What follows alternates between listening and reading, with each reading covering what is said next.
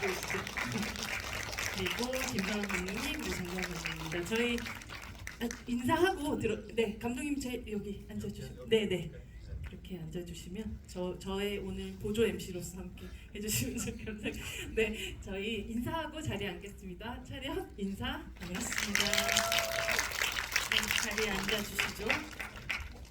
오늘 특히나 또 공교롭게도 6.25 전쟁 이래 하이제킹과 함께 하게 돼서 좀 더 뜻깊은 그런 자리가 아닐까 하는 생각이 듭니다. 여전히 휴전 중인 한국이라는 곳에서 아주 옛날에 벌어진 일이라고 생각되지만 사실 여전히 우리에게 또 남아있는 이야기이기도 하다는 생각이 들면서 굉장히 오늘의 이 날짜가 굉장히 뜻깊게 다가왔던 것 같아요. 영화계 보배 여진급 배우님부터 저희 하이제킹 관객가에 대한 찾아주신 관객분들에게 인사 말씀 부탁드립니다. 제가 진짜 보배 진짜였어요. 알죠. 9개의 보배 중에서 그래서 쓰시네요. 네, 그럼요. 마지막 감사합니다. 보배 하나를 찾아서 예. 저희가 네, 안녕하세요 여러분. 다시 한번 인사드립니다. 하이제킹에서 용대 역 맡았고요. 네, 여진구입니다. 와주셔서 감사합니다. 김성환님. 네, 이렇게 늦은 시간에 이렇게 하이제킹과 함께 해주셔서 감사합니다. 연출한 김성환입니다. 아주 스페셜한 게스트가 오늘 오셨습니다. 저는 아이 괴물을 삼킨 아이 때부터 진구 배우가 같이 작업한 그리고 최근도 아니죠. 1987이라는 영화 연출한 장준환입니다.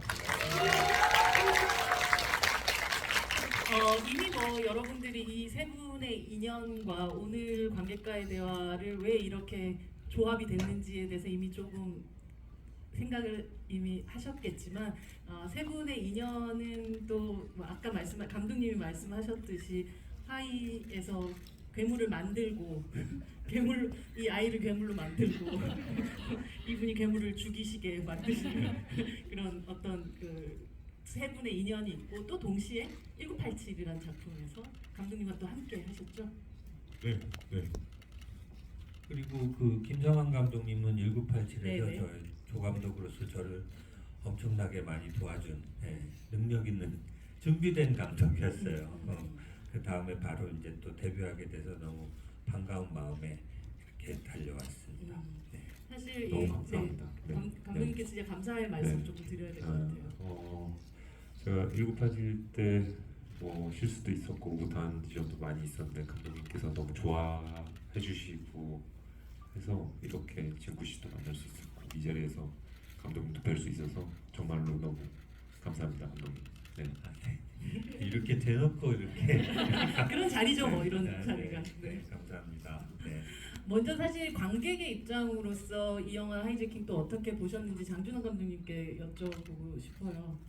네, 지금 관객분들 중에 혹시 이렇게 눈가가 촉촉하신 분들이 아마도 있으신 것 같은데, 전 영화 보면서 굉장히 좀 희한한 경험을 했던 것 같아요. 그러니까 안타고니스트와 프로타고니스트 둘 다에 이렇게 감정이입이 돼서 이게 뭐지? 근데 이렇게 둘이 충돌하는 게 아니라 그냥 자연스럽게 용대라는 인물에 그리고 부기장님의 그 캐릭터에 이렇게 쑥 그냥 진짜 머릿속 하이제킹 당한 것처럼 이렇게 이렇게 몇 번 고공비행 이렇게 하다 보니까 영화가 끝나 있더라고요. 그래서 굉장히 저는 영화적으로 굉장히 신비한 체험을 했던 그런 영화 중에 하나가 됐습니다. 신비한 체험이라는 표현이 나왔습니다.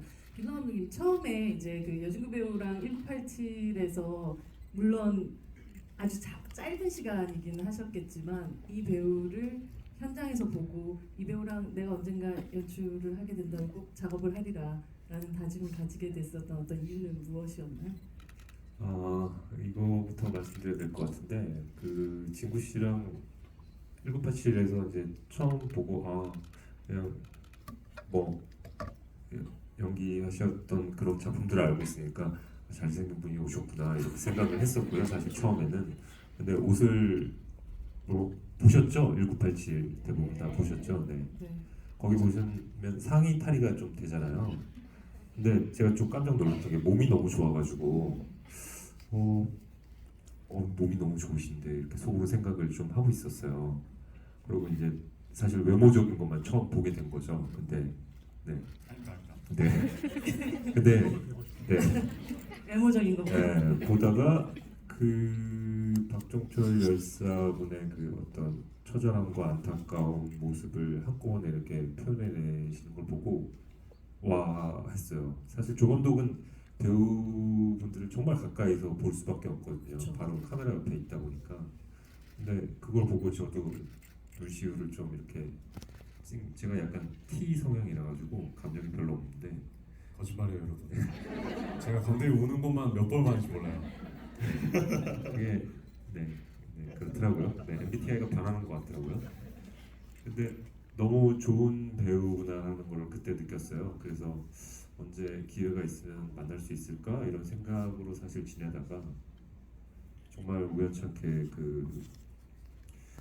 이 하이제킹을 준비하면서 지하철역에서 내려서 앞에 카페에서 이제 커피를 한 잔 사들고 가려고 하다가 거기가 좀 뭐가 잘못돼 있더라고요. 진구씨 사진으로 도배가 돼 있는 거예요. 그게 왜 잘못돼 있어요? 일반 카페. 네, 일반 카페인데 그냥 항상 커피를 사들고 가도 카페인데 진구씨 사진으로 도배 있길래 내가 잘못 들어왔다 이러고 한 건 빠졌어요. 한 건 빠졌다가 근데 머릿속으로 스쳐 지나가는 게 있어가지고 카페를 들어가서 그 사진들을 찬찬히 훑어봤죠. 뭐 하는 카페인고 보니 진구씨 팬분들께서 이제 생일을 이제 자축하는 진구씨는 없는 그런 생일 카페. 네, 생일 카페 같은 거였어요. 감사합니다. 다시 한번 정말 이 자리를 빌어서 감사드립니다. 그래서 너무 신기했고 그 진구씨 어린 모습부터 이제 성인이 돼서 이제 연기하신 모습까지 사진들이 되게 다양하게 있었는데 그 모습들을 보면서 캐스팅을 어떻게 좀 다시 적극적으로 한번 들이밀어봐야겠다 이런 생각을 하고 책을 드리게 됐습니다. 8월에 생일이셨. 네, 네. 네. 8월 미리 생일 축하를 한번 저희가. 매번 잊고 살다가 네. 그맘때쯤 팬분들이 축하한다고 얘기해 주시면 맞다 나 생일이었지 맨날 그러거든요. 사실 여진구 배우님은 1987 할 때 그 조 감독님을 기억할 수가 없는 수준으로 그 들어가자마자부터 아니 제가 처음에 이제 정신 감독님께서 친구야 감독이 영화 준비하는데 잠깐 뭐 특별 출연 해줄 수 있어? 그러셔가지고 감독님 그렇게 저희 다행인 너무 목소리로. 제 은인이시니까 그래서 감독님 뭐든지 열심히 해보겠습니다 하고 이제 감독님께서 시나리오가 아니라 어떤 사전을 이렇게 보내주시더라고요. 그래서 알고 보니까 그게 시나리오였어요. 읽어보는데 1987 시나리오가 이만해요 두께가. 그래서 어떻게 이렇게 읽고 나니까 근데 제가 무슨 역할을 해야 되는 건지 모르겠더라고요. 그래서 감독님한테 이제 여쭤봤죠. 감독님 제가 혹시 어떤 거를 해야 하는 건지. 그리고 굉장히 등장인물이 많다 보니까. 예, 그렇기도 했고요. 그래서 감독님이 그 박종철 열사님 역할이야 그러셔가지고 그때부터 눈앞이 깜깜해지기 시작해서 한동안 그 걱정이 많이 됐어요. 그 고민이 많이 됐었고 제가 참 미천한 저의 몸으로 박종철 열사님을 어떻게 연기해야 하나. 그리고 제게는 조금 생소한 어떤 사건이기도 해서 그때부터 좀 여러 가지를 많이 기록이나 이런 것들 좀 찾아보기도 했고 또 감독님께서도 보내주시기도 하셨었고 그런 마음가짐으로 현장에 가서 앉아 있는데 분명히 조 감독님이셨다고 하는데 저는 그때 제 기억에는 감독님이랑 제가 그 부산 사투리를 써야 돼서 네. 경상도 사투리를 써야 돼서 윤석 선배님에게 막 계속 선배님 대사 한 번만 다시 읽어주세요. 다시 읽어주세요. 이 기억이 거의 전부고 그 주변에 계셨던 카메라 감독님이나 다른 스태프분들의 어떤 정보가 많이 안 남아 있더라고요. 뒤돌아 생각해 보니까. 근데 알고 보니 김상훈 선생님 그때 저를 보셨다고. 저도 지금 진구 씨가 해준 얘기를 불과 30분 전에 대기실에서 이 이야기를 듣고 네. 내 존재감이 아직 많이 미약하구나 이런 생각들을 지금 하면서 이 이야기를 다시 듣고 있습니다. 그게 아니라 근데 제가 진짜 눈앞이 깜깜해가지고 와 감독님 얘기하셨던 것처럼 운동을 너무 많이 했나 뭐 이 생각도 들어서 몸만 보더라도 그리고 첫 촬영장을 갔는데 이제 막 물고문을 이렇게 막 당하는 장면을 찍어대다 보니까 뭔가 막 조금 걱정도 되기도 하고 하면서 그때 좀 많이 주변을 이렇게 제대로 둘러보지 못하고 계속 긴장하면서 있다가 리허설 하면 또 리허설 했다가 촬영했다가 되게 좀 숭고한 정신으로 임하느라고 좀 바빴어요. 개인적으로. 그래서 좀 시야가 많이 좁아져 있는 상태로 촬영을 해서 되게 걱정되기도 했었거든요. 하지만 감독님 이제는 진구 씨를 가지셨잖아요.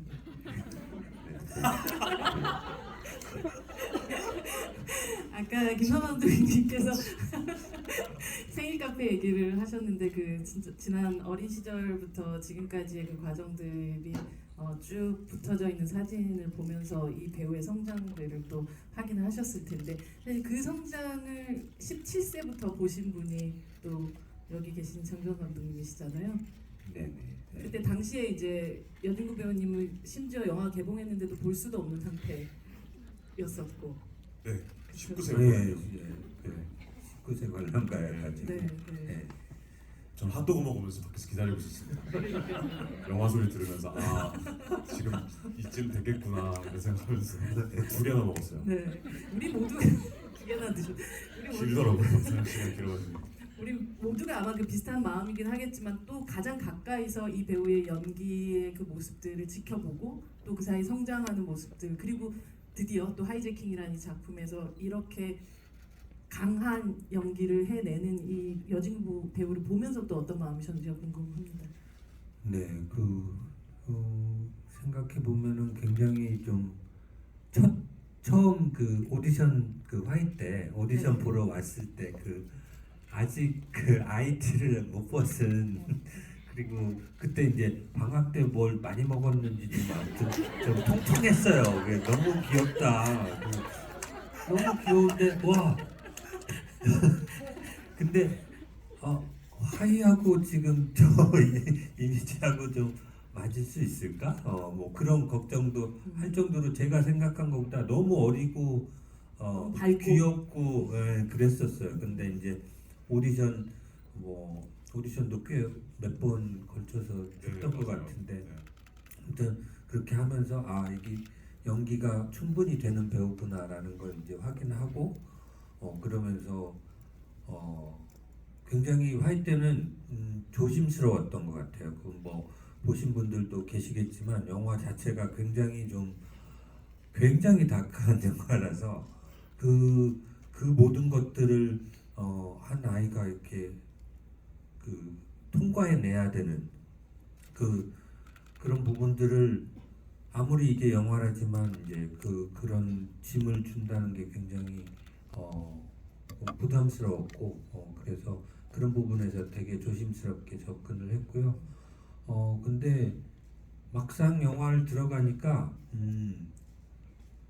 아직 어린데도 불구하고 그때부터 힘이 너무 좋다는 생각을 했어요. 네. 그러니까 어떨 때는 진짜 막 너무 힘든 장면을 제가 욕심이 나고 하면 할수록 또 더 새로운 걸 보여주고 잘하니까 굉장히 오래 찍었던 적도 있고 막 그렇거든요. 네.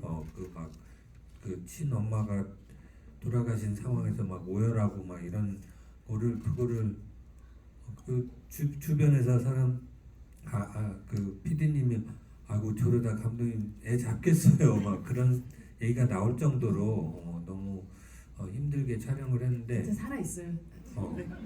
근데 그거를 끝까지 그러니까 힘을 놓지 않고 끝까지 해요. 그리고 더 좋은 걸 보여주고 그런 부분에서 이번에도 하이제킹에서 보면서 와 진짜 힘이 좋다. 그러니까 뭔가 코어가 네. 굉장히 단단할 것 같은 그 선천적으로 타고난 그런 부분일 것 같은 그런 생각을 했었습니다. 네. 사실 진짜 연기의 장사 같다라는 생각을 네, 하면서 네, 저도 네. 이번에 보기도 했었고 감독님 아까 정말 그 독한 그 어떤 과정들을 통과했던 그 시기에 감독님이랑 인터뷰했었을 때 여진구 배우가 거의 에스프레소 샷을 한 15잔을 한꺼번에 먹는 정도의 연기를 그 어린 친구가 해내더라 라는 얘기를 하셨던 그런 기억이 그거 있던 못할 것 같은데요. 에스프레소 15 찬스 아니 그 하시는 거 어떤 느낌인지 모르겠네요. 위 배려 속발 네, 어려운 거. 하지 말고 감독님 손이 그 많이 당시에 떨릴 것 같아요. 엄청난 과정을 많이 하셨던 게 여진구가 그 1.5리터짜리 그 페트병 2개 정도의 눈물을 흘렸다 뭐 이런 것들. 아니 그거는 진짜 그 정도 느껴졌어요. 제가 옆에서 계속 지켜봤을 때는 영화 보시면 워낙 감정들이 강하고 그래가지고 네. 뭐 이렇게 우는 장면 엄청 많거든요. 예. 음. 근데 그걸 다 해내요. 그거를 그 테이크를 다시 가도 어떤 일정한 레벨 이상으로 또 더 올라가서 그걸 해내고 그러니까 그러면서 그러니까 본인 잘못도 있어요. 그렇게 가혹하게 시킨 거는 그만큼 또 잘 하니까 남자니까. 액션도 그렇죠. 네. 액션도 꽤 많이 소화를 네. 했거든요. 본인이 직접. 네. 그래서 이 자리를 빌려서 고맙고 미안했다 이렇게. 하지만 네 탓이다. 네. 근데 저는 오늘 놀랬던 게 네. 이 여진구 씨의 팬분들이야말로 진짜 찐 팬분들이시네요. 네. 그러니까 캐스팅을 도왔던 거 아니에요. 그 카페에서 그렇게 그렇죠. 준비를 하면서 맞죠. 김성환 감독님이 갈 줄 알고 그랬나? 그건 어디서든 아니겠지. 눈에 띄게. 어쨌든 놀라운 사실을 또 하나 알게 됐습니다. 네.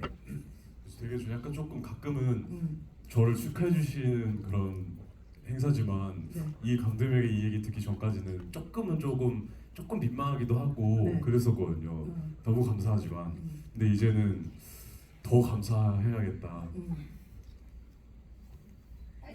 그 정도입니다. 이제는 안 하면은 서운해하시는. 감독님 제작사분들 사무실 주소를 제가 많이 팬분들에게 알려드려야 되나. 그것도 좋은 방법이긴 하네요. 네. 그 주변의 카페들을 집중적으로 어떻게 그 생각이 살짝 이렇게 스쳐 지나갔었어요. 한 0. 큰 제작사 옆에 네. 항상 네, 생일 0.8 카페를 정도. 열어주십시오, 여러분. 농담인 거 아시죠?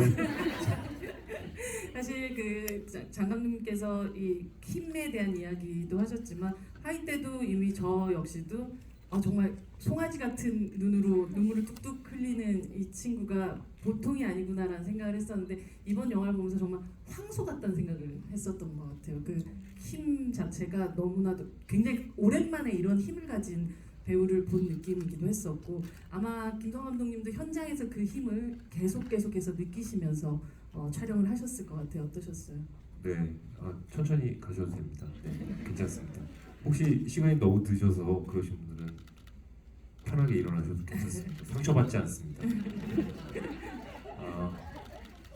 진구 씨 연기를 보면서 사실 보기 전에 이제 화해를 워낙 많이 받고 그러면서 이제 사실 감독님이 아주 잘 이 보석을 만들어 주신 거를 저는 이제 잘 이렇게 포장만 잘하거나 뭐 이렇게 2차 가공이 거의 필요가 없는 느낌이었거든요. 진구 씨가 워낙 완성형이어서 첫 촬영하면서도 사실 와 이렇게 하신다고 하는 느낌을 받으면서 첫 촬영을 했었어요.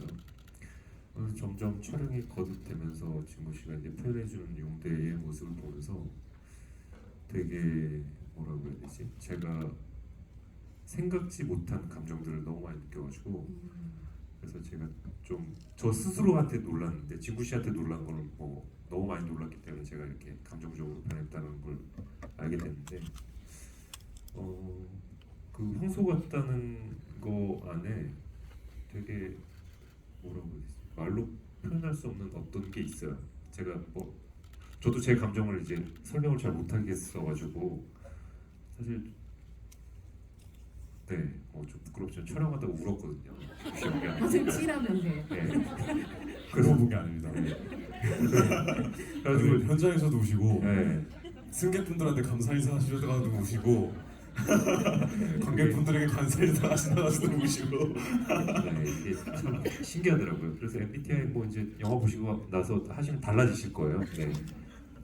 저도 달라지면서 영화를 만들었다고 생각하는데 그 정말 힘이 있을 때는 힘이 있고 그 안에 내면의 어떤 열이다고 표현하기는 모르겠고 그냥 어떤 묘한 감정을 또 표현할 때는 너무 저 스스로도 놀랍게 이렇게 감정을 표현해 주셔가지고 제 입장에서는 뭐 너무 감사하죠. 이 용대라는 캐릭터를 맡아주셔서 그리고 너무 잘 표현해 주셔서 제 입장에서는 정말 아닙니다. 감독님이랑 정말 많은 이야기를 많이 나눴어요. 특히 이제 처음에 저는 시나리오 읽고 되게 용대 에너지가 너무 스스로 하고 싶으면서도 실질적으로 시나리오에 쓰여져 있던 어떤 용대에 대한 서사들이 조금은 좀 두려웠거든요. 왜냐하면 이런 것들이 관객분들이 보실 때 마치 이 인물에 대해서 이해나 또는 정당화로 다가갈 수 있는 어떤 그런 위험 요소라고도 봤는데 이걸 감독님이랑 작가님 왜 이걸 이렇게 쓰셨을까? 흔히들 뭐 악역에는 서사를 부여하는 것이 되게 조심하면 안 된다라고 얘기하는 분들이 계실 정도로 그래서 그런 궁금증을 감독님에게 여쭤봤는데 감독님께서 그냥 하시더니 기사들을 보여주기 시작하시더라고요. 그때 당시에 71년도에 그 용대라는 이제 실제 그 범인에 대한 어떤 기사들을 보여주시면서 그 용대에 대한 설정들이 다 그냥 사실이에요. 그런 뭐 형에 대한 이야기라든지 본인의 이야기를 할 때 뭐 학교에 입학했을 때 어떻게 입학했는지 뭐 이런저런 그것보다도 사실 영화에 담지 못한 것보다도 더 많은 사실들이 많이 기사에 담겨 있더라고요. 네. 그걸 보면서 그럼 이때부터 감독님이랑 이제 그럼 이제 이런 사실을 기반으로 두고 이 용대를 어떤 사람으로 만들지를 되게 많이 고민을 했거든요. 네, 근데 그런 또 시간들이 있었고 저도 하이하면서 감독님과도 정말 많이 감독님을 정말 많이 배우고 많은 이야기를 했지만 이번에는 정말 많이 얘기했던 것 같아요. 예, 감독님이랑 대전에서 한 3개월 거의 한 4개월 정도 계속 촬영하면서 막 밤새 수다 떨기도 하고 용대나 뭐 어떤 이런 이야기들로 그러면서 좀 저도 더 좀 용대를 더 이렇게 구상하고 더 실질처럼 더 몰입도 하고 했던 것 같아서 좀 감독님이 좀 감사한 점이 많죠. 여기는 어찌됐건 관객분들이 이 영화에 대한 궁금증을 가지고 오는 자리시잖아요. 여기에 대한 진구 씨가 얘기해 준 거에 대한 또 비하인드가 하나 더 있는데 네. 그거에 대한 거는 장준환 감독님 다 얘기를 해주셨어요. 이야기를- 감독님과 용대 이야기를 굉장히 많이 나누셨다고. 네, 그 진구 씨에 대한 이제 캐스팅에 대한 고민도 제가 이제 여쭈었었고 진구 씨가 이렇게 하면 어떻겠냐고 여쭤봤을 때 감독님께서 이야기를 많이 나누면 참 좋을 거다라고 얘기를 엄청나게 많이 해주셨어요. 그런 거에 대한 것들을. 그래서 저는 그냥 많은 이야기를 나눠야지 하는 거였었죠. 네. 이야기를 서로 많이 나누면 될 것이다라는 어떻게 보면 대화의 팁들을 좀 주신 셈이네요, 감독님. 제가 그랬었네. 어떤 이야기를 해주셨는지가 또 궁금해요. 용대라는 캐릭터가 사실 진구 씨가 말한 대로 이 악역이라면 악역이기 때문에 뭐 말한 대로 서사를 또 부여한다는 거에도 좀 위험한 요소들이 또 분명히 존재하고 특히나 이렇게 설득력이 강한 배우를 만났을 때 이 악역을 연기하는 배우가 갑자기 관객들을 말 그대로 설득해버리면 또 안 돼버리는 그런 지점들이 있기도 하잖아요. 글쎄요, 워낙 김성환 감독님이 이제 첫 데뷔 영화고 이제 고민이 아마 엄청 많았을 텐데, 저한테 이제 여진구 씨 얘기를 하면서 어때요라고 얘기했을 땐 저는 뭐 무조건 양발까지 다 들고 찬성인데 이제 가서 저랑 했을 때는 어렸을 테니까 네. 저는 반대로 충분히 얘기를 엄청나게 많이는 못했던 것 같아요. 뭐 물론 서로 일기를 써보기도 하고 화이에 뭐 그러니까 영화에 나오지 않는 다른 그 어렸을 적 서사들을 좀 한번 같이 써보기도 하고 그것 갖고 얘기도 해보고 뭐 여러 가지 저도 하긴 했지만 이제 충분히 이제 화해를 통해서 이렇게 말하기 그렇지만 이제 충분히 자랐으니 이제 그 성장했으니 그 배우를 데리고 이제 충분 많은 얘기 나누면서 하면은 뭐 누구보다도 더 잘할 그런 배우다 그렇게 추천했던 것 같습니다. 예. 사실 이 악역이라는 건 결국 관객의 이해를 구하지 않으면서도 배우 본인은 어쨌든 이 인물을 끝까지 이해해 보려는 노력을 해야 하는 이중고를 좀 갖게 되는 그런 역할인 것 같아요. 사실 현장에서는 역할적으로 봤을 때는 그 거의 1대 50배 가까운 그런 에너지를 서로 가져야 되는 그런 작업이다 보니까 외롭다기보다 좀 고독한 순간들이 되게 많았지 않았을까라는 생각이 들거든요. 아마 뭐 동료로서야 외롭게 만들진 않았을 것 같고 네. 이 역할을 연기하는 배우로서는 고독한 부분이 분명히 있었을 것 같아요. 한 번밖에 안 들었어요. 총 맞고 마지막 순간에. 음. 네. 그 실제로 그런 어떤 뭔가 미련이나 근데 저도 근데 그때 당시에 그 감정이 뭔지 확실하게 좀 설명해드리기 좀 어려운 되게 복잡한 복합적인 감정이 많이 들었는데 근데 그랬던 이유가 왜 고독하지 않았었냐면 그냥 딱 너무나 뚜렷한 목표가 하나 딱 정해져 있어서 이 폭탄을 터뜨리는 순간 나는 무조건 북으로 간다 이것만 바라보게 되다 보니까 뭐 어떤 내 지금 뭐 남 혼자만의 싸움이고 이런 거에 신경이 전혀 안 쓰였고요. 그리고 감독님과도 아까 뭐 얘기해 주셨지만 되게 그 잡기 어려운 선에 대해서 상당히 고민을 많이 했었고 감독님도 그렇고 저도 그렇고 어쨌든 만들어야 하는 입장에서는 이 인물이 이해가 좀 위험하지만 되는 지점이 분명히 있었어요. 그래서 근데 다행히 또 감독님과 저 둘 다 이제 우리 이러면 안 돼. 우리도 정신 차려야 돼 하는 시점도 있었고 근데 그러고 나서 보니 그렇다 보니 그 시점을 깨닫기 전에는 조금 더 현재 지금 담겨져 있는 용대보다 더 감정적인 모습들이 많이 보였던 것 같아요. 감정을 좀 호소를 한다든지 뭔가 좀 더 근데 정신을 차렸죠. 용대가 물론 뭐 그런 식으로 연기를 하고 뭔가 좀 더 자기의 서사를 더 강조한다든지 뭐 이렇게 연기를 하면 훨씬 더 악한 인물처럼 보였을 것 같다는 생각은 들어요. 좀 더 좀 악마의 속삭임을 계속해서 전하는 뭐 이런 느낌이 들을 수는 있겠지만 근데 그게 실제로 관객분들에게 들었을 때 그리고 이 사실이 좀 위험하더라고요. 실제로 그래 저런 산과 저런 핍박을 받은 사람이면 저럴 수 있겠다라는 생각이 들겠는 거예요. 그래서 이게 정당 아닌가 하는 순간이 딱 들면서 안 되겠다. 용대는 그냥 단순히 그냥 이 폭탄을 가지고 이걸 비행기 안에서 내가 터트리는 순간 난 이제 더 이상 평범한 사람이 될 수 없고 이곳에선 살 수 없고 어떤 그 선을 넘어가는 사람을 표현해보자라는 생각이 좀 들었고요.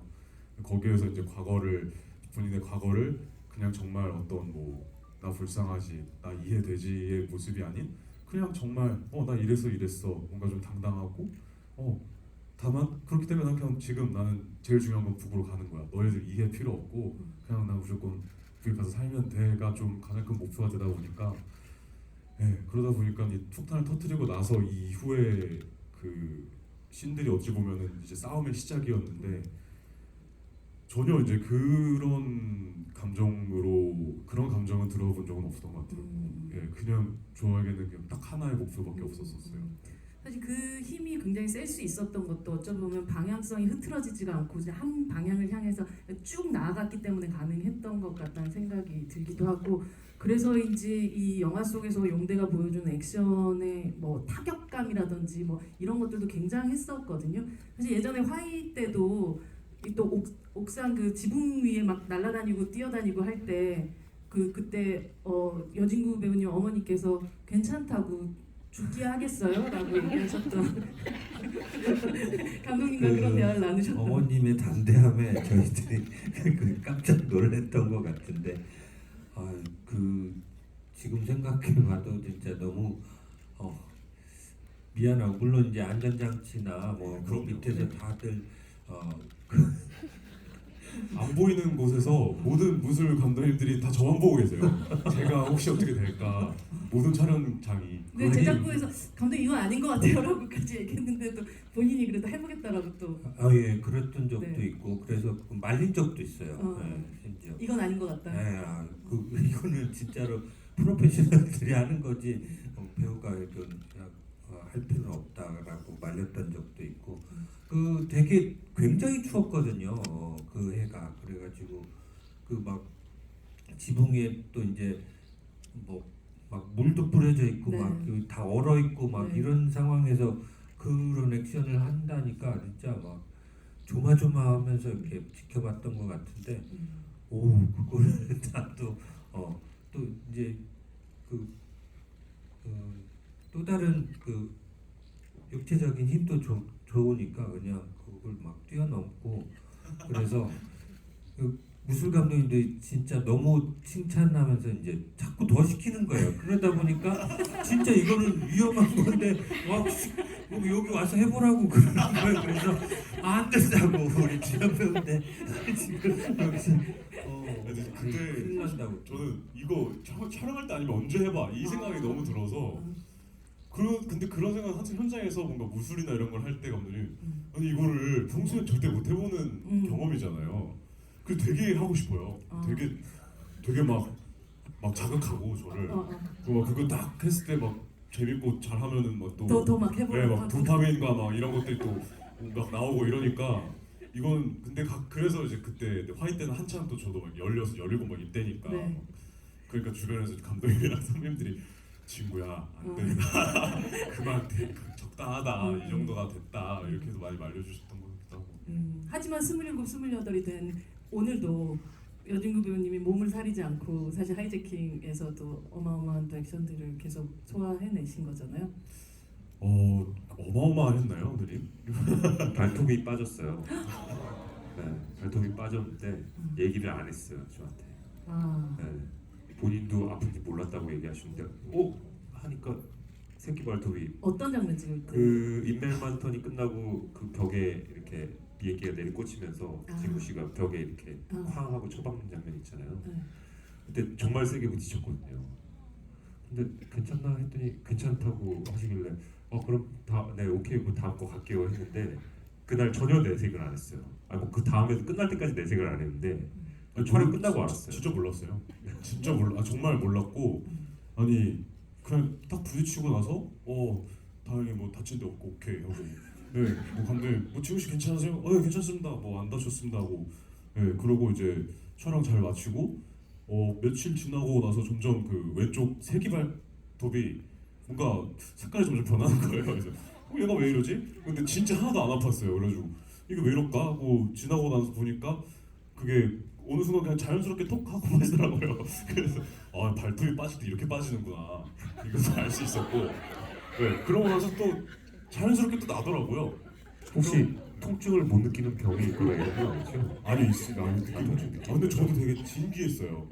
근데 되게 진기했어요. 되게 뭔가 발톱이 빠지고 막 이게 되게 어떨 때 보면 막 고문 방식이잖아요. 그렇죠. 1987에서 네. 나올 법한. 그래서 뭔가 전혀 이럴 거라고 생각을 못했는데 네. 되게 안 아프고 뭐 물론 뭐 부딪혀가지고 뭐 이 안에서 뭐 어떻게 됐는지 모르겠지만 그냥 그냥 톡 하고 빠지고 그리고 뭐 걷고 다니는데도 이상도 없고 네. 뭐가 막 느낌이 이상하다거나 이런 것도 없었고 또 자연스럽게 또 발톱이 나오기 시작하더니 지금은 굉장히 정상적으로 이렇게 있거든요. 그래서 그냥 뭐 그렇게 됐구나 하고 지나고 이제 촬영 다 마치고 나서 감독님이 이번에 프로모션 홍보하면서 막 이런저런 얘기하다가 뭐 다들 다친 적 없고 뭐 찰가상 없고 뭐 이렇게 하나 얘기하시길래 감독님 저 새끼 발톱 빠졌었어요. 맞아요. 하니까 감독님이 그제서야 네? 뭐라고요? 그러시더라고요. 그래서 이 얘기를 해드렸더니 진짜 모르셨죠? 제가 말씀을 안 드렸으니까. 장근 감독님 뭔가 계속 얘기를. 아니 그 진짜 대단하고 그러니까 그게 세트 자체를 돌리면서 촬영하신 거죠 실제로. 네. 그러니까 이제 컨트롤이 안 되고 이렇게 부딪혔던 것 같은데 진구 씨는 독립운동을 해도 잘하겠다 이런 생각이 갑자기 드는데 네. 근데 진짜 제가 막 아팠는데 막 멋있어 보이려고 이렇게 하는 게 아니라 진짜 안 아팠어요. 아예 그 부딪힌 줄도 몰랐어요. 그리고 제가 영화 보셨으니까 아시겠지만 신발도 뭐 약간 워커 같은 거 신고 그래가지고 아예 저는 통증이 아예 안 왔어요. 그래서 아예 모르고 지내다가 어느 날 보니까는 씻으면서 보니까 얘가 점점 이거 보라색으로 변하더라고요. 이제 이게 왜 이럴까? 얘가 왜 이럴까 하다가 이제 그제서야 저도 스쳐 지나갔죠. 아, 내가 그때 왼쪽 발 그쪽으로 떨어져서 그때 그랬나? 하고 한 5일 지나고 나서 그냥 저절로 알아서 뭐 신기해가지고 이렇게 장난치다가 또 빠지더라고요. 그래서 와, 씨, 이거 어떡하지? 얘가 왜 빠졌지? 그래서 제가 이거 들고 막 이렇게 있다가 이렇게 조심스레 만져보니까 안 아프더라고요. 그래서 아, 안 아프면 됐다. 그러고 이제 그리고 촬영하고 또 자연스럽게 나고. 아 정말 세계의 액션 감독들이 다 탐낼 만한 인재이면서 동시에 세계의 스파이 조직에서 다들 되게 탐낼 만한 그런 인재가 아닐까라는 생각이 들 정도입니다. 정말 아니 제가 언젠가 라디오에서 그런 얘기를 한 적이 있었는데 여진구 씨가 또 97년생이다 보니까 20세기가 작곡한 마지막 클래식 같은 배우라는 얘기를 제가 한 적이 있었던 것 같아요. 어쩜 그렇게 비유를. 감사합니다. 너무 영광입니다.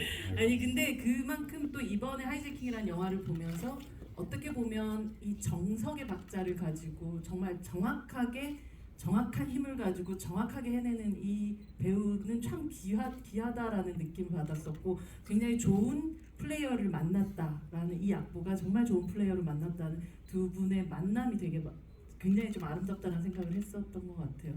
감독님 현장에서 또 보시면서 사실 특히나 이런 악역들을 연기를 할 때 제가 가끔 그런 표현을 쓰긴 하는데 살짝 공작새 같은 연기를 하시는 분들이 있거든요. 뽐내는 연기. 내가 너무 아름답지 않아? 나 멋지지? 나 너무 소름 끼치지? 하는 연기가 아니라 이렇게 정말 누구에게도 뽐내지 않는 그러나 아주 정석을 가는 연기를 보면서 굉장히 이건 용대라는 캐릭터와 너무나도 잘 맞아떨어진 연기라는 생각을 하면서 이 영화를 봤었던 것 같아요. 감독님 현장에서 아마 또 그렇게 보시면서 눈물을 흘리셨던 적이 많으셨던 거죠? 네 맞습니다. 네, 그 희번덕거리는 눈을 보면서 너무 감사하다 하면서 눈물을 많이 이렇게. 저희 하이제킹 GV 있거든요. 네. 여진구 집이 네, 아닙니다. 네. 전 약간 그런 마음으로 좀 오긴 저야 했습니다. 너무 감사하지만 이게 오래 전부터 바라보고 오셨던 두 팬분들이 함께 작업하셨던 그 분들이 이렇게 있는 그런 자리가 아니겠습니까? 감사합니다. 근데 사실 용대 첫 등장에 대한 얘기를 잠깐 조금 하고 싶은데 되게 멋지게 등장할 수도 있고 되게 의미심장하게 등장할 수도 있는데 그 문우진 배우님과 함께 네. 옆에 앉아서 우창중학교 12회를 네. 확인하는 그러면서 1창의 개수가 뭐 이런 얘기 같은 걸 네. 하게 된 그 등장을 물론 작가님도 계시지만 이 등장으로 이 용대를 등장시켜야 했던 이유가 또 있으신지가 궁금해요. 오히려 아주 평범한 방식으로. 그냥 이 용대라는 인물 자체가 갖는 어떤 평범성을 보여주고 싶었던 것 같아요. 그냥 그리고 그가 중학교 수석으로 입학했다라는 게 실제 기사에 있는 내용이라서 그리고 중학교 2학년 때 중퇴를 하게 되고 뭐 이런 것들은 사실대로 표현을 하고 싶었고 네 천천히 내려가셔도 괜찮습니다. 네. 조심히 가세요. 네. 가십시오. 서두르지 마세요. 네. 발도 가십시오. 10시간 넘은 시간이어가지고 네, 너무 늦은 시간이라 가지고 오늘 화요일이요. 네. 네. 네. 아버님 감사합니다. 네, 감사합니다. 감사합니다. 네. 그래서 그런 모습들을 좀 담아내고 싶었고 그런 모습에 대해서 사실 좀 약간 어색하잖아요. 내 후배한테 이렇게 먼저 다가가지고 너 내 후배인데 너 이것도 모르니 하면서 이야기를 던지고 그런 것들이 이제 그 지구 씨 애드리브를 좀 세게 이렇게 표현된 것도 있었는데 애드립이 있었군요. 네네. 네. 근데 네 그거는 조금 제가 이렇게 제거를 하고 그냥 감사합니다. 네, 툭 들어가는 방법으로 하고 너무 지구 씨의 마지막이 애드립이에요. 음. 그 혼자서 입모양으로 중얼중얼 하는 거. 그걸 찍고 제가 물어봤어요. 무슨 말 했어요? 그랬거든요. 무슨 말 하셨어요? 이러고 있었어요. 정확한 워딩은 못 드리고요. 네. 근데 뭔가 비주얼을 주절구절거리고 있었어요. 그 진구 씨라는 이 용대라는 역할에 대해서 이방인이라고 생각했거든요. 사실 저는. 그러니까 그 어디에도 속하지 못하고 나의 정체성이 어디 있는지도 모르겠지만 그거를 알지 못하는 모습으로 그냥 툭 그 자기 후배한테도 외면당하는 모습에서 아마 그런 것들이 그렇게 표현되지 않았나라고 저는 그냥 혼자서 생각을 해봤어요. 그 혼잣말 하는 것이. 네.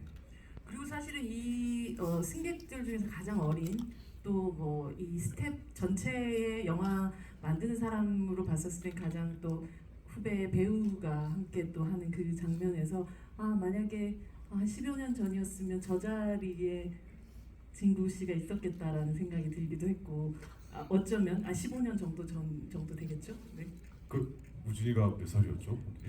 그 촬영할 때 중학교 1학년이었어요. 한 13년 13년 정도 네. 될 것 같은데 그러니까 굉장히 비슷한 길을 가고 있는 또 후배와 딱 그렇죠. 첫 장면에서 만나서 어쨌든 이 사람이 결국은 내가 죽는 어떤 상황들을 만들고 그들이 살고 하는 그 모든 것들이 첫 장면은 모든 게 다 응축되었다는 느낌 같은 걸 좀 받기도 했었던 것 같거든요. 현장에 사실은 이제 비슷한 길을 가고 있는 후배를 만나면 어떤 느낌이 드세요? 그냥 뭐 그냥 같이 함께 가고 있는 동료를 보는 것 같은 느낌이고요. 그리고 친해지고 싶어요.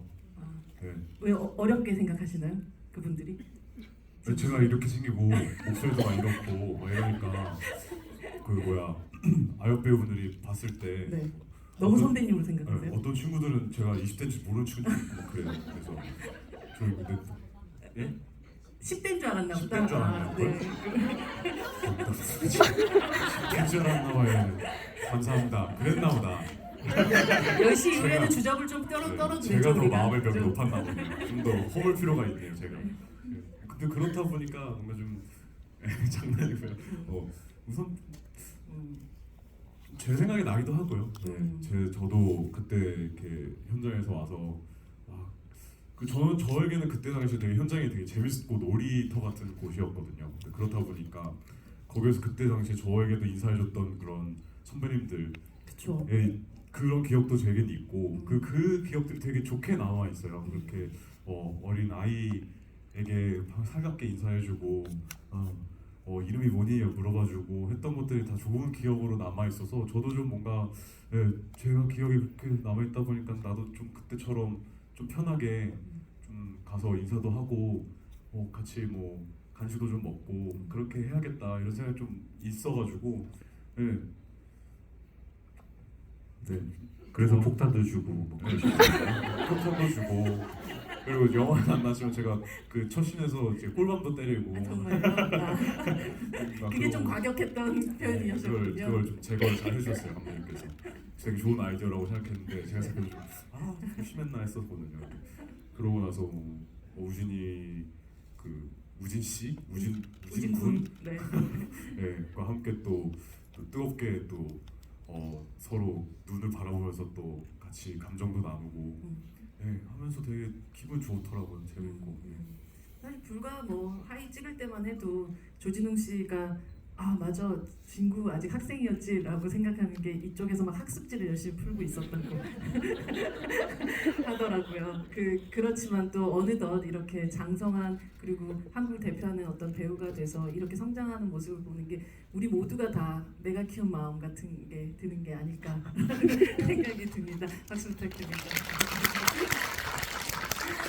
여러 분 질문 받도록 하겠습니다. 네, 진구 배우님 한 분 먼저. 그럼 일단 앞줄부터 네, 어떻게? 앞줄부터. 네. 네, 두 팔을. 네. 네, 이쪽으로 가겠습니다. 마이크가 있나요? 네, 네 여기 마이크. 여기 아, 네. 7번 분이십니다. 네, 여기 제일 네. 앞자리 네, 두 번째 분이십니다. 네. 네. 저는 감독님이랑 배우분한테 라이트한 질문 하나씩만 드리고 네. 싶습니다. 감독님이 처음으로 메가폰을 잡은 작품임에도 불구하고 이렇게 뭐랄까요? 모 아니면 도인 그런 실사를 베이스로 한 작품을 고집하시고 선택하신 이유가 따로 있으신지 궁금하고요. 그리고 진구 배우님한테는 어찌 보면 전 국민이 지켜보는 하에서 성장하고 우리가 배우의 길을 다 지켜본 그런 배우로서 웬만하면 선하고 바른 역을 많이 했었는데 처음으로 이렇게 나쁜 놈을 했을 때 그거에 대한 기대감 혹은 뭐랄까요? 기대감 혹은 짜릿한 배반감? 낯선 그런 거를 어떻게 극복하셨고 그랬는지 궁금합니다. 네, 감독님부터, 배우님부터. 네. 우선 몰랐습니다. 이렇게 많은 분들이 저를 지켜봐 주시지. 우리의 갑자기- 트루만이죠. 갑자기 우리가 어깨가 확 무거워진 것 같은데. 농담입니다. 너무 감사드리고요.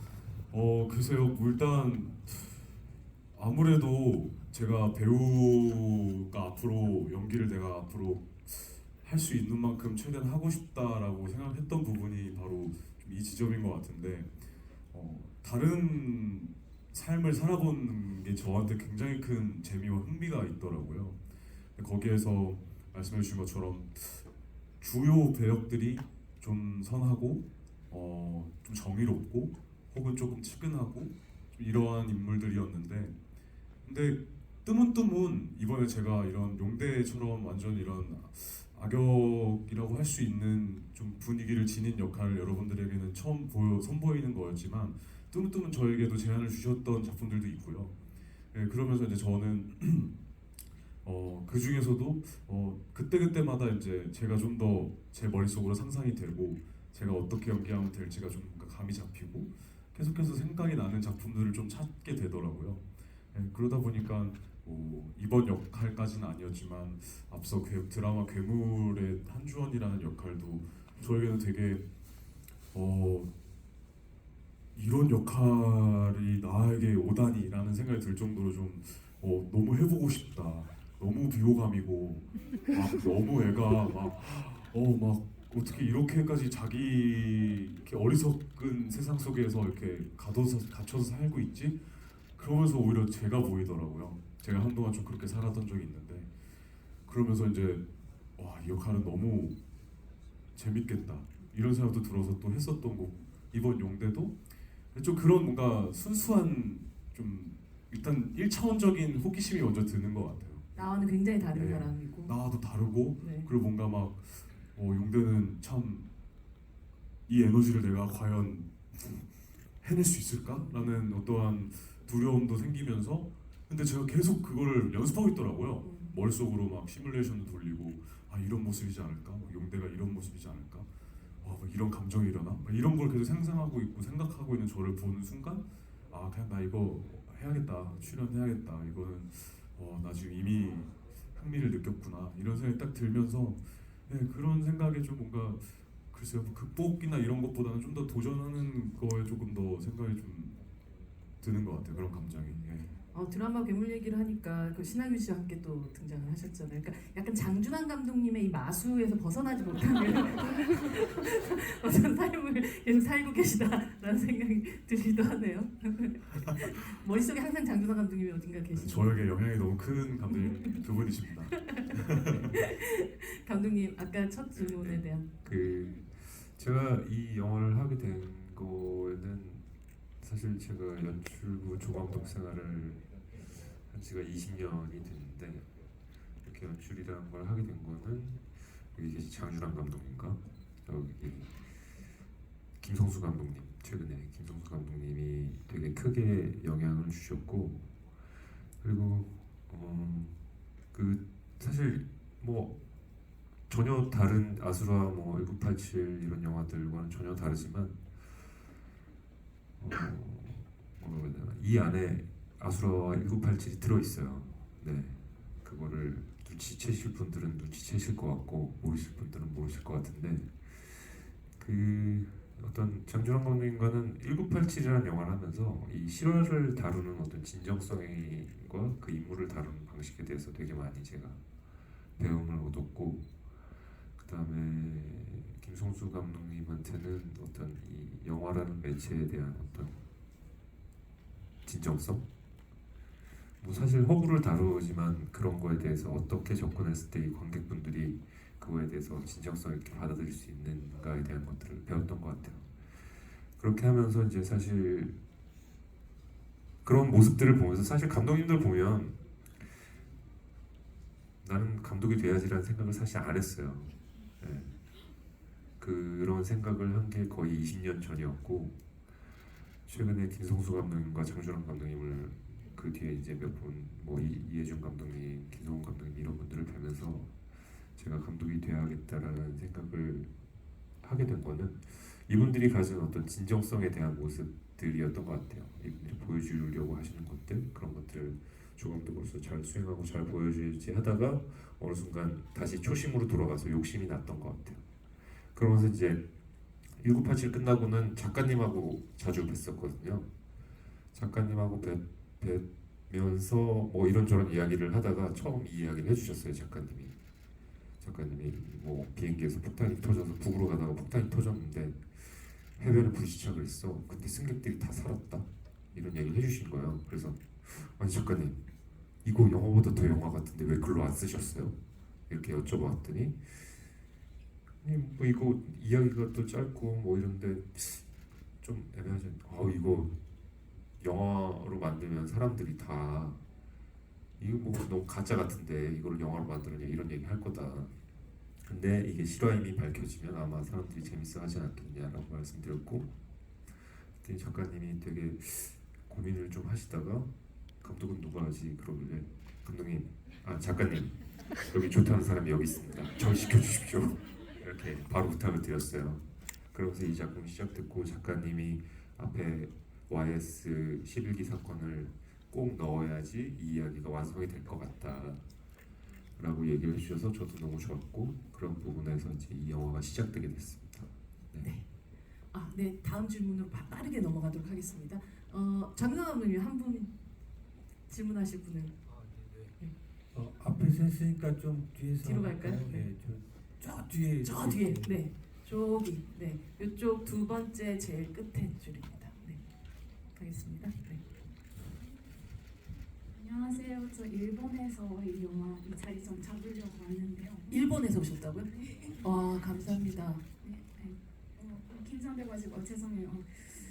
이 영화 보면서 너무 여진 그 배우님의 미세한 표정이든지 그러니까 눈 속에 보이는 불이 좀 보이는 것 같아가지고 되게 그 연출 감독님들이 하시면서 여진 그 배우님이 약간 이 눈이나 표정이 제일 깊숙게 되게 약간 감성적이었다 이런 게 있으면 알려주시면 좋겠고, 네, 또 여진그 배우님한테는 제가 아까 발톱 이야기 하셨는데 저도 터진 적이 있어가지고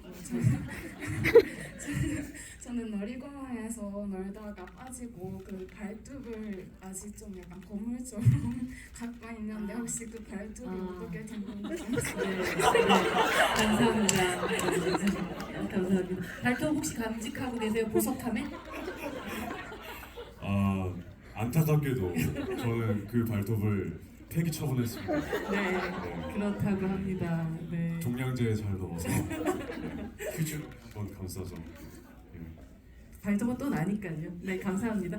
감독님들, 여진구 배우의 눈을 보면서 그 사실 진구 씨가 연기한 용대를 보면서 제가 사실 크게 큰 의미를 못 받았던 대사가 하나 있어요. 할머니 딸은 좀 늦게 만나야 되겠네라는 대사였는데 그거를 촬영하면서 사실 울었어요 제가. 그러니까 이 용대라는 인물이 그 말을 했다라는 거의 의미를 알겠더라고요.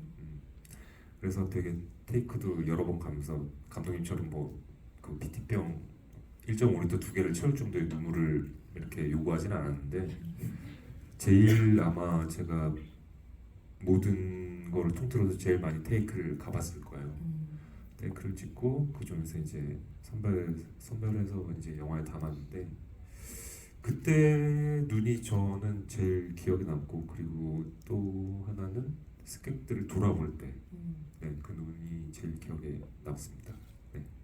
그 희번덕거리는 눈 말고요. 장준환 감독님은 기억하시는 여진구 배우의 눈? 뭐 하여튼 워낙 많이 그 좋은 눈빛들을 다 말씀하신 대로 진짜 정확한 감정을 가지고 정확하게 그때 표현을 해내거든요. 그 눈빛으로. 근데 그 중에서도 이제 그 마지막에 그 석태 아버지를 쏘고 나서 그냥 그 여러 가지 감정이 담긴 그러면서 눈물을 흘리고 있는데 그게 이제 그 거의 영화의 마지막이라고도 볼 수 있는 그런 감정들인데 그때 느낌을 그러니까 뭐 연출로서 제가 막 뭘 이런 감정이 있고 뭐 이런 거다라고 굳이 설명 안 했음에도 불구하고 그 너무나 그 눈빛에 많은 것을 담아줘서 정말 놀랍기도 하고 고마웠던 기억이 있고요. 그리고 이제 첫 번째 아버지 이제 죽일 때 네. 그때 이제 왜라고 계속 물어보면서 이렇게 그때는 이제 엄청난 에너지가 또 느껴지고 뭐 그랬던 부분이어서 그때 그거는 이제 뭐 그냥 저걸 화면에 지금 잘 담아야 되는데 담을 수 있는 건가? 뭐 그런 생각이 들 정도로 그 공간을 그냥 다 쓰면서 그렇게 보여줬던 아직은 어렸던 그 배우의 힘을 느꼈던 그런 순간들이 떠오르는 것 같아요. 그러고 나서 이제 뭐 진구 배우님은 그 자신의 눈으로 한 2, 3년 후에 극장에서 최초로 보시게 되셨을 거 아니에요? 네, 그렇죠. 내가 저런 눈을 가졌었다니. 정말 그 생각을 했습니다. 제가 참 재밌는 건지 모르지만 제 인생에 정말 꼭 있어야 했던 순간이 그 화이 이후였어요. 네. 드라마 헬프문달 화이 헬프문달 보고 싶다 화이 이렇게 거의 1년 안에 이 세 작품이 되게 큰 호평을 받고 제가 개인적으로 엄청 큰 사랑과 상도 많이 받았었고요. 그렇죠. 네. 그러면서 좀 정말 한 1, 2년 만에 삶이 갑자기 확 바뀌었던 것 같아요. 네. 그러면서 그때는 그냥 뭐 너무 감사드리고 내 삶이 참 축복받았고 행운을 너무 큰 행운을 지고 태어났구나라는 생각을 들어서 열심히 막 했는데 그 전까지 화이 찍을 때까지만 해도 되게 즐겁게 촬영했던 것 같아요. 현장에 가는 게 항상 재미있고 즐겁고 와 오늘은 이 씬 찍으러 가는구나 드디어 와 너무 떨리고 설렌다 이런 기분이 컸었는데 그러면서 뭔가 좀 저도 모르게 책임감이나 어떤 무게감에 대한 그런 걸 제대로 받아들이지 못하고 있던 상황이 좀 몇 년이 있었어요. 그러면서 좀 어느덧 이제 제가 아시겠지만 뭐 제가 해야 할 역할도 생기고 역할을 이제 표현해야 하는 것도 생기고 이러다 보니까는 뭔가 그때 당시에 촬영했던 현장에 가는 것들이 되게 좀 무서웠었거든요. 근데 네. 그랬었는데 그렇게 한 20살 뭐 20대 초반까지 이렇게 지내다가 이제 화이를 봐야지 내가 성인이 됐으니까 하고 다시 봤을 때 그때 제 모습을 다시 돌아보게 되면서 아 빨리 이 에너지를 다시 찾아야겠다. 참 저때 생각해보니 다시 돌이켜보니 나 정말 연기를 좋아하고 연기하는 걸 되게 재밌어 했었구나.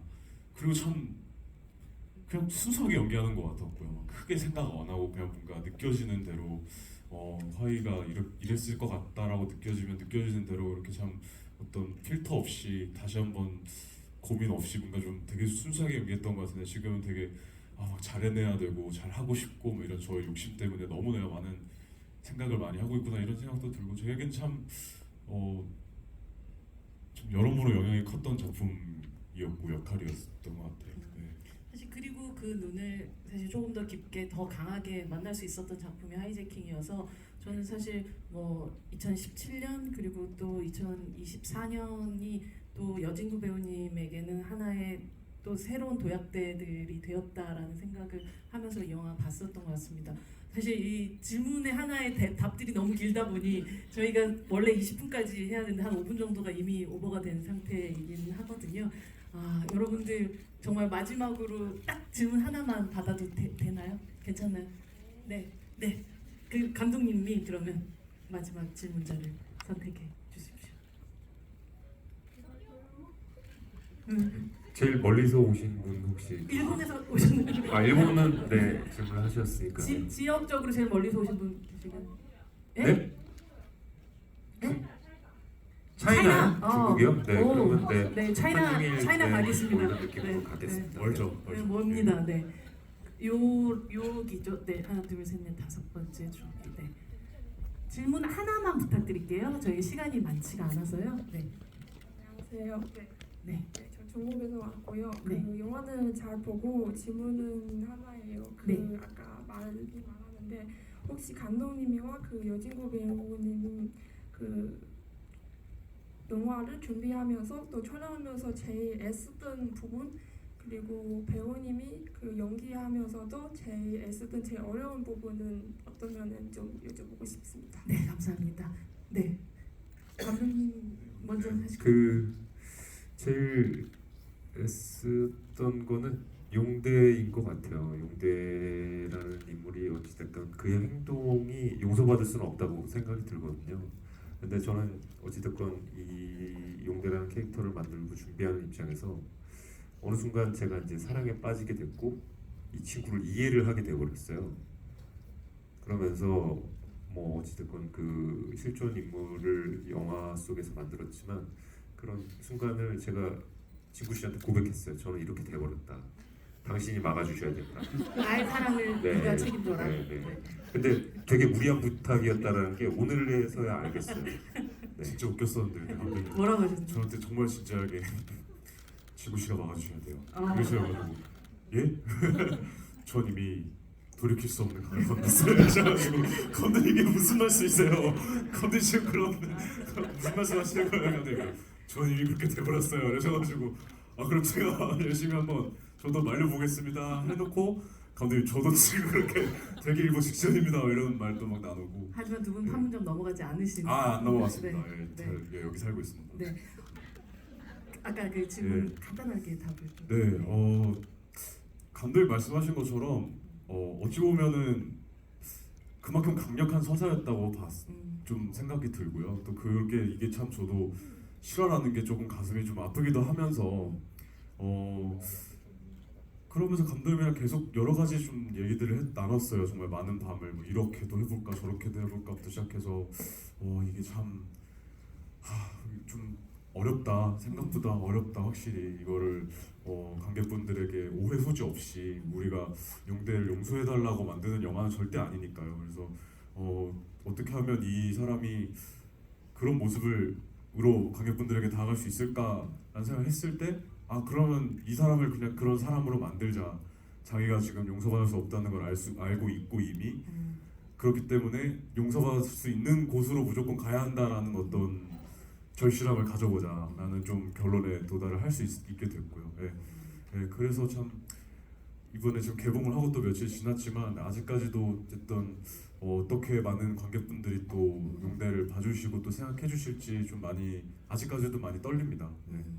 여러분들이 또 보신 어떤 용대에 대한 생각들 그냥 마음속에만 두지 마시고 SNS 이렇게 각종 또 많은 사람들이 그걸 볼 수 있도록 또 올려주시면 좋을 것 같아요. 정말 아까 사실 들어오기 전에 여진구 배우가 너무 말이 길어지면 어떡하죠? 우리 진짜 밤새 할 수 있을 것 같은데 약간 이런 분위기였는데 지금 진짜 그렇게 상황이 됐네요. 제가 계속해서 여기에서 막 얼굴이 좀 뜨거워지는 그런 느낌이긴 한데요. 장강 감독님부터 오늘 또 늦은 시간까지 이 자리 지켜주신 관객분들한테 마지막 인사 부탁드립니다. 네, 정말 여러분들이 눈으로 확인하셨겠지만 정말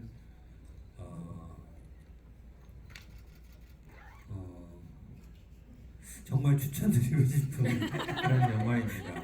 특히나 이제 우리 여진구 배우의 그 오랜만에 스크린에서 이렇게 그 강렬한 눈빛과 힘과 이런 것들을 다시 한번 느낄 수 있는 계기여서 정말 저 개인적으로 너무 반가웠고 너무 뿌듯하고 저 왠지 모르겠지만 저도 자랑스러운 그런 영화가 된 것 같아요. 그래서 많은 관객분들 많이 사랑해 주시고 소문 많이 내주시고 하시면 좋을 것 같습니다. 네, 감사합니다. 감독님께 생각 부탁드립니다.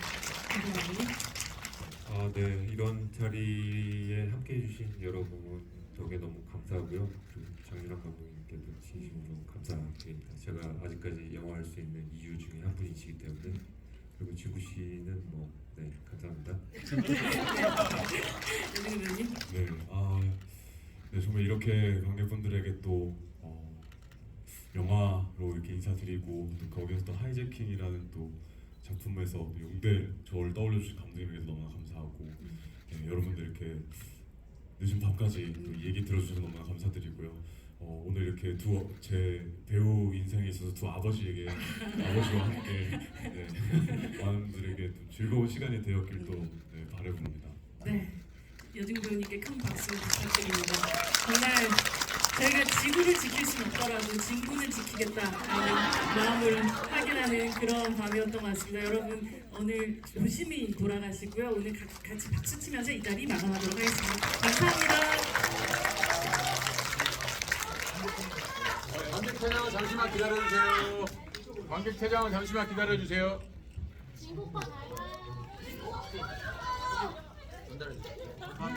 스태프분들 나오시죠, 스태프분들.